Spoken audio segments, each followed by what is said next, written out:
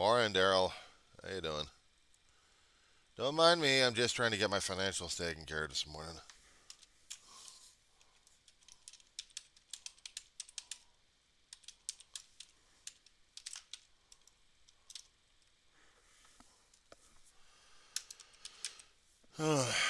Caught the article. Something about a subway that gets your attention on this one?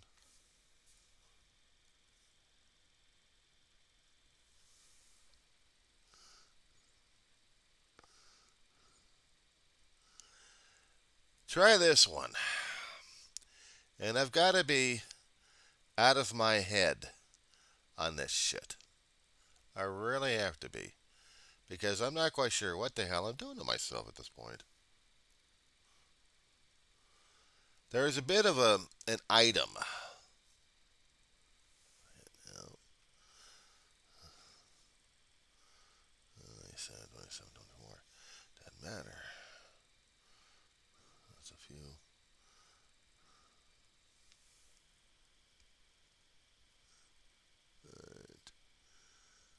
Yeah, so I thought.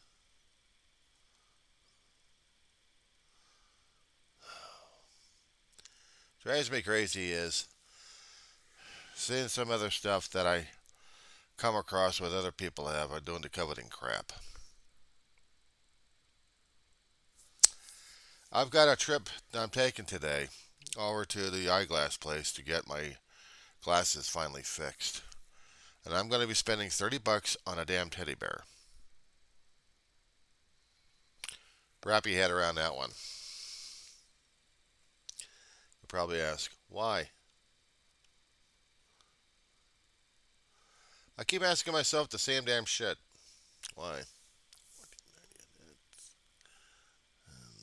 1340 on that. Fuck. It's the same damn price range on that one. Build-A-Bear did a 50th anniversary on a Star Trek character of Spock. I seen this guy on Facebook carrying this Spock all around town with a blue shirt on, and I don't know, maybe I just wanted something like that.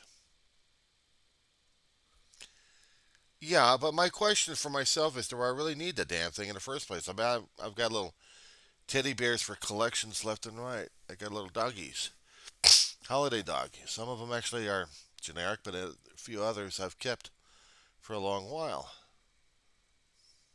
How to build up a junk pile, that's for damn sure. I'm going to be chewing on this one. I know I'm going to be chewing on it. I'm going to be hating myself for the rest of time on this one.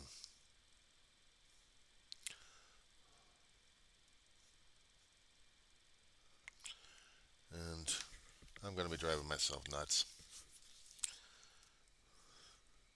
I know in the Baba we shouldn't be coveting. It looks so damn cute. And I'm going crazy on the damn shit. That's for damn sure. So, what am I talking about regarding the bears? Well, the bear to me is something like a security blanket of sorts. During the holiday season, 3 or 4 months ago, my college was selling out on these bears, teddy bears. You get them at the bookstores, and they're just cute for collection. That's all they are. It's just cute for collection.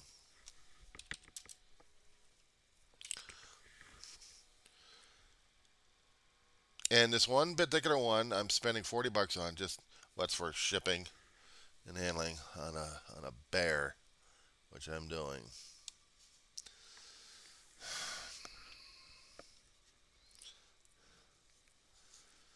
It'll be here in about a week or two. Consider it a birthday present and an insane gift to myself. Pins are one thing. I mean, if I collect pins left and right, which I try to do these days, but they're expensive as hell, but sometimes not.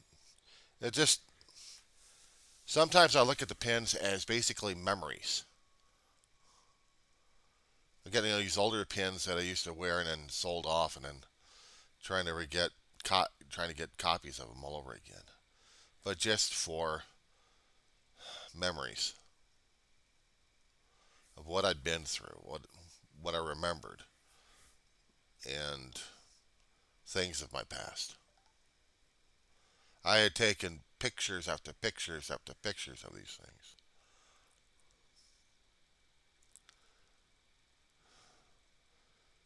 Whenever I went to a place with my brother and my family, trigger, trigger, trigger,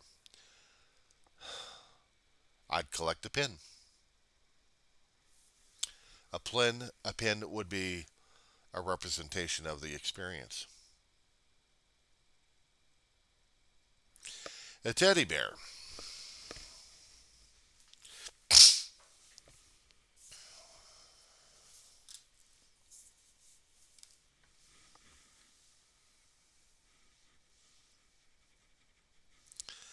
Antelope Valley College.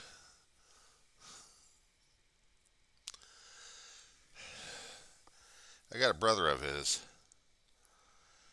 up in there somewhere with the rest of them. I just wanted something to take with me when I go to the college today, just to check it up for next week when I actually do go back.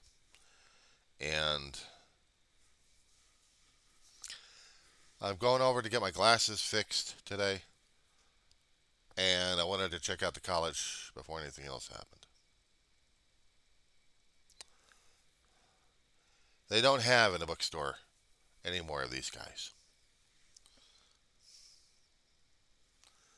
It may be the most ugliest looking damn thing, but I think he's cute. So I got me another teddy bear. It's a Spock. He's doing this 50th anniversary. Now, this one Facebook guy I keep communicating with, he calls his Spock because he's got a blue shirt. This one's got a 50th anniversary shirt on him with little things being put on his pads. I have been seeing this guy walking all around New York, where he lives, in the state of New York. He's a diehard Trekkie. I mean, he's diehard, dude. And it's his emotional support animal. What's it this for me? I was supposed to be going over to the doctor's office, but I decided not to. Not this week, probably next month or the end of this month. Because I needed to focus on the class before anything else hits. I wish I wanted to do it next week after get into the class session, and then I could focus on the health shit. But I always said I'm stressing myself out on these damn things. It's not even funny. A lot of videos about this one here, Art. A lot of. And I can't stand dealing with doctors. I never could as a kid. Growing up, I had this PTSD shit going on, but nobody else wanted to talk about it. I had to grow up and be a man. I'm a broken down old fart right now, just freaking out and having high blood pressure left and right. Every time I think about medical, my blood pressure goes skyrocketing. It's automatic. They call it white lab coat syndrome. It's PTSD triggers. I had to talk to one therapist and one primary care physician years ago about this situation. And I got the notifications from me. Go, okay, fine. You got this, and you got this, and you got this, which helped me out with my disability situation. Because I had it lifelong. Every time I went into the damn doctor's office, even if it was somebody else um, I'm with, it was like it was automatic trigger. Hyperventilating, sweats, BP going up. I hated going to the doctor's office. I hated going to the hospitals. If I was going to be visiting somebody over there, the smells, the triggers of it all. Every time Ma and Dave would go into the hospital, especially when they needed to get things going to them, Dave's having a heart attack. I had to go to the emergency room with him. Ma's having issues. We'd go over to the emergency room. You know how difficult it is trying to climb into a damn ambulance with gear? Or getting into the emergency room itself with your family? These days, they'll take you to the front in the emergency room, and then you wait until you get called before the patient's already settled in. And I'm the guy with the gear. I'm the humper. I hump. If they needed stuff in a bag, I had to pull it out all the time. Drove me crazy, but that was my job. I'm the man with the man. I'm the man with the gear. Rear with the gear. And I'd feel uncomfortable as hell smelling all that damn stuff. I kept focusing on what can I do for you guys right now since you're in the bed in the emergency room. What do I do now? It's even bad enough as when I had to visit it for myself. Try this one. Last year, I sprained my arm, my thumb. I originally was going to put this thing into another brace, mediocre as it was, and going on a bus from Roseman. No, I'm not going to ask you about the map situation here. But from Roseman all the way over to Lancaster, where the hospital's at, Antelope Valley Hospital. It's the major hospital in all of Antelope Valley is a trauma center, and nobody likes it. People die in there too many damn times. Some kind of bad reputation going on for years on this one. We had another hospital to take care of some of the overflow of some of the general medicine, uh, medical emergencies. No one's got a little bit of a better reputation. So people kept saying. They're still the same to me. They all rise. They all make me go nuts. So what I did, I was talking to my health insurance company, telling them, okay, well, this is what I need, so I'll need to go over there. And then they wanted to make arrangements for me to get on an ambulance ride, putting a large fat man on a small gas gurney, and I'm supposed to be moving from here to the hospital. Uncomfortable as hell, especially when I had the attendant in the back with his legs scrunched right into my damn legs. I tell you, small ambulance. Either that or I need to be skinnier. I get over there, they put me through the urgent care, and that's the last time I see these guys. I see a nurse, they get an x-ray, they look at it, got a spraying, telling me he needs to go across the street, get him some pain medications, but that's about it, but here's a brace for you. Well, I'm charging you $200 for it, for the whole experience. No, you're not. You had to fight Kaiser on that one. I didn't pay. Medi at the time, thank God. But it was almost considered a medical emergency.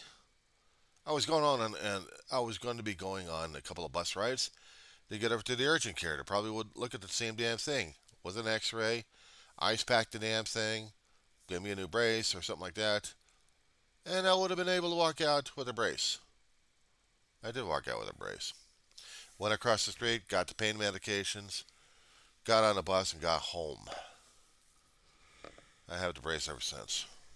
I mean, it's fine, but I've been sleeping with braces for a couple of decades already. I mean, after using these things like crazy on keyboards, I mean, just mad keyboardist.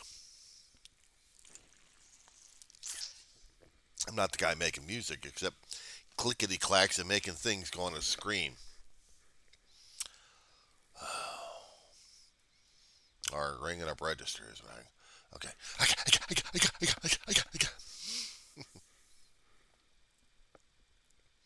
But all that repetitive motion from here downwards and reaching upwards. So, yeah, I sleep with braces all the time.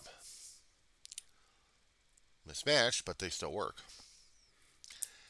I'd gotten one for one at the hospital. I couldn't even get a replace. I an identical one for this one, so I got me another one.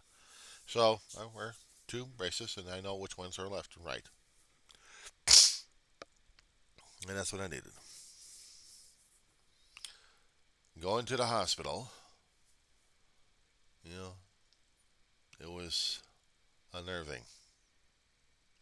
Even if I'm going over there just by two legs, walking in and in taking care of business. Already, my blood pressure is going up. I've had a little bit of coffee, but not much. I've already had some water, I already had some juice this morning. I mean, it would have been a perfect time for me to go out for a fasting, fasting blood work. Try to get a good sugar count on me. Nothing in the gut except liquid. Except I should have been having water, not sugary stuff. So the sugar's gone up the hill. Oh, guess who's up now? Morning. Morning. How you doing, baby? There's my mama's. There's my mama's. Now we get some water. You're just gonna hang out. She's gonna hang out. She doesn't make me stressed out all that much. But going into a doctor's office, even if it is getting my glasses repaired, the hinge has is been missing a screw before Christmas. Transportation is an issue out here in Roseman. I can't tell you how screwed up it is, except probably doing another video at another later time. But school's next week, and I'm going over to my medical place to get the glasses repaired physically, probably get the lenses cleaned, and then I can walk out, catch a bus, get it over to the college where I catch my other bus to get home, and that's all right. That should be all right. I want to take care of her right now. Give me a minute. Yeah, back at it again, huh? I just got my breakfast this morning. Usually I don't eat this early unless I'm going out and taking care of a few things left and right.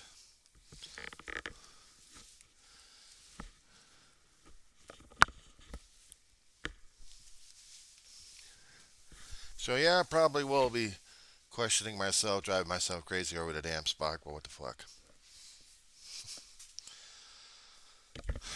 Concerning about that video that you made, uh, in regards to the tragedy that happened, I guess we're not going to know about that one, are we? The other one I'm more concerned about was, and that's why I made my other video on this one, was the shootings that are happening these days. The school shootings. Man, they are just freaking me out. I mean, Daryl, they're freaking me out royally. And I don't know what I'm supposed to be doing about it. I mean, I go to school and I have this paranoid look. Sometimes I'm watching things left and right as I'm walking through the campus, whether or not this one particular student or if this section over here is supposed to be or not supposed to be. And the way my classes are this time, I've got one virtual on one particular day, and but the other days I go onto the campus physically. That way, I'm able to get personal contact and probably still feel connected to the campus one way or another. I know the professor, the material is going to be new. I've had the professor before on something else, and she's very creative, very bright, and brings a lot of stuff out of us.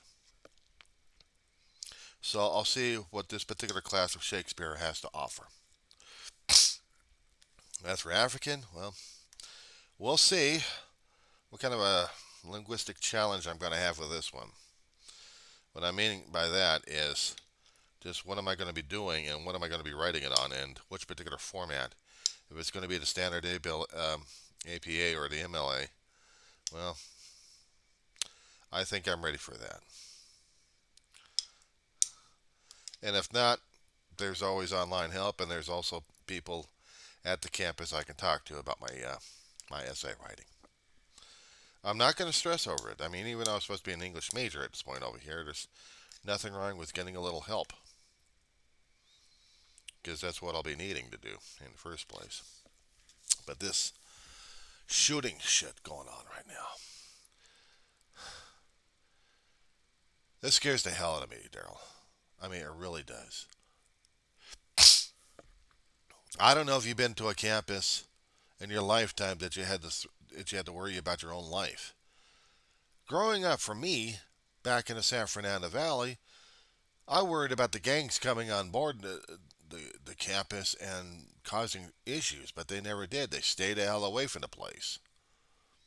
We didn't have the gangs out where I was at. But growing up as a kid, going through elementary school is a different story altogether. I lived in a gang neighborhood.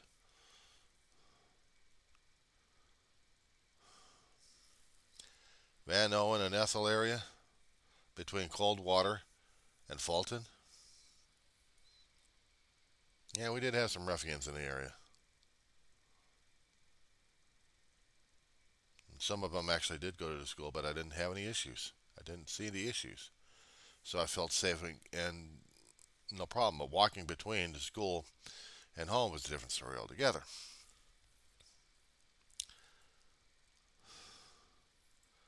But then it came down for moving out of that area into the other area of Arleta, going to a place called Canterbury Elementary, and then I'd see the ruffian. I'd see the issues. I'd see the bully. I see the racism.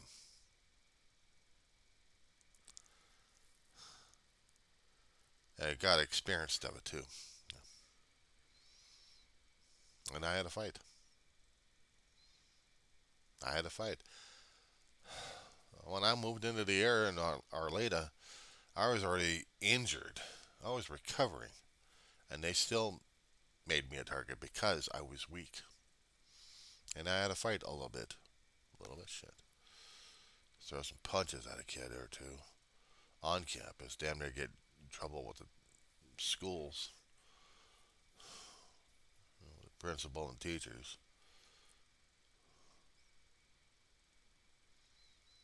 I was always picked on. And I learned how to fight when I was a kid. And I had a ruffian in the neighborhood, Caucasian, just flat out wanted to be a pain in the ass and an asshole. Destroyed a toy of mine. You don't destroy a GI Joe. A tall action figure, one with a voice box on it. Pulled a string, and you hear different things left and right depending on the color coding on the string. He got he turned into a quadriplegic. Guy named Chucky smashed him on a wall at home. Laughed as he went home, or went across the street to the church, and the fight was on. The church got christened in blood. It got It got indoctrinated with the kid's face all over the place. I wasn't taking any no. I wasn't taking any lip. Hair pulled out, face smashed. I didn't give a shit if I survived a car accident or not. He was going down. He never did replace the damn doll. I'd never see him again.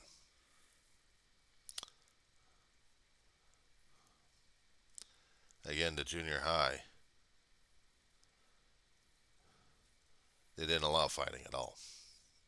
Again, in high school, the only fights they actually had was football teams coming to and from different schools into our campus, and we'd have security trying to stop anything happening, especially when San Fernando came by. Good Lord, this crosstown rivalry was, oh, it was legitimate. We had a few schools that we actually did have rivalry with them, but not to the point where we needed police escorts for both teams going to and from.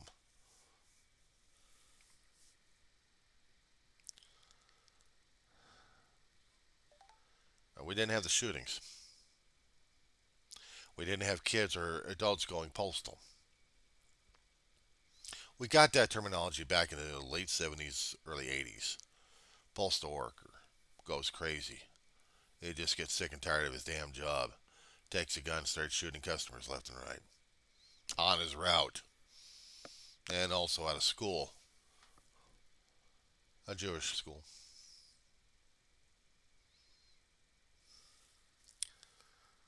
That stigma still stayed out there for a long time now. Never got old. Everybody's going postal. Scares the hell out of me every time I keep hearing about a college campus more getting shot up. I mean, the last time we had was around finals week and Thanksgiving time last year. And we had this lunatic shooting up Vegas. University of Vegas goes in one particular building and starts shooting the thing up. But he wasn't going after students, he was going after faculty, the ones that burned him, and anybody related to them, or one way or another. It didn't matter. He was shooting. And eventually he killed himself in the process.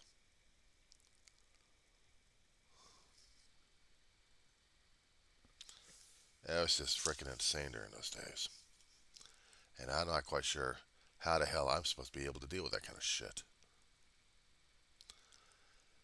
But I'm supposed to be walking onto the damn campus, and I'm supposed to be dealing with shit now. I'm supposed to be. So how am I going to feel when I go back over to campus today? Right after the classes? Well, maybe a little bit better. But right now, I'll talk at you later on that one there, pal.